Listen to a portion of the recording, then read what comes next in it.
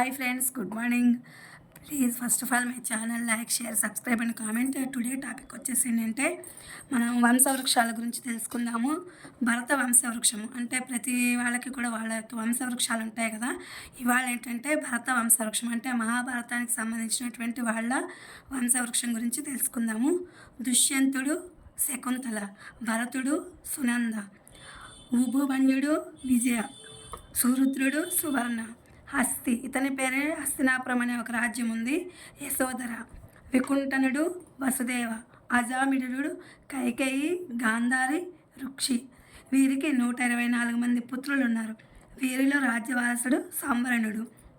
సంహరణుడు తపతి. కురు ఇతని పేరునే కురుక్షేత్రం ఉంది.